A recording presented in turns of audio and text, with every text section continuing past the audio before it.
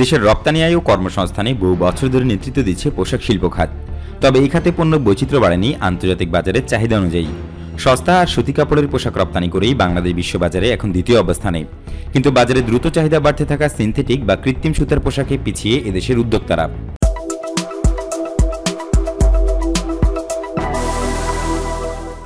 রপ্তানি সিংহভাগ জুড়েই সুতি কাপড়ের T shirt, shirt, trouser, jersey বা পুল ওভার।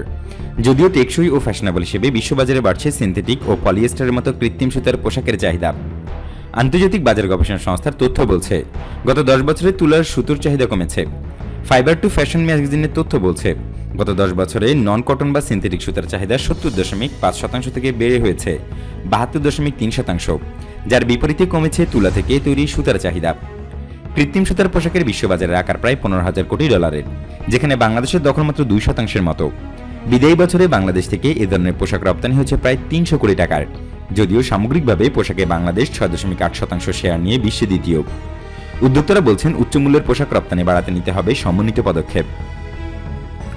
ডিজিএমের সাবেক সভাপতি জানান, একটা সুতির টি শার্টের চেয়ে 3 গুণ দাম সিনথেটিক কাপড়ের টি শার্টে বিক্রি করা যায়, যা তৈরিতে একই সময় লাগে।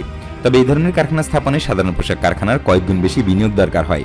উন্নত প্রযুক্তির মেশিনারিজ আমদানির বিষয় রয়েছে। এইসব ক্ষেত্রে সরকারের বিশেষ নীতি সহায়তা লাগবে। বিশেষ তহবিল থেকে স্বল্প সুদে এইসব শিল্পে ঋণ দিলে উদ্যোক্তারা এগিয়ে আসবেন। এখন ধরা হচ্ছে 9% ঋণ দেয়া, কিন্তু বাস্তবে চিত্র হলো অনেক হিডেন কস্ট আছে, যেগুলো মিলে সুদের হার 12% ছাড়ায়।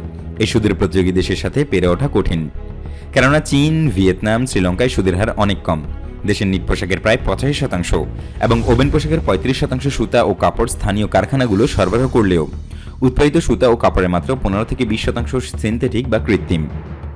এদিকে পোশাক রপ্তানি বাড়াতে স্থানীয় কাঁচামাল ও প্রযুক্তিগত সক্ষমতার বৃদ্ধির চ্যালেঞ্জকে তুলে ধরেছেন অর্থনীতিবিদরা। চীন, জাপান সহ কয়েকটি দেশের বিনিয়োগকারীদের জন্য যেসব ইকোনমিক জোন বা অর্থনৈতিক অঞ্চল করা হচ্ছে, সেখানে তাদের এই ধরনের শিল্পে উৎসাহিত করা যায়। যখন দেশের উদ্যোক্তারা দেখবে বিদেশের এখানে ভালো করছে, তখন তারাও উৎসাহ নিয়ে এগিয়ে আসবে।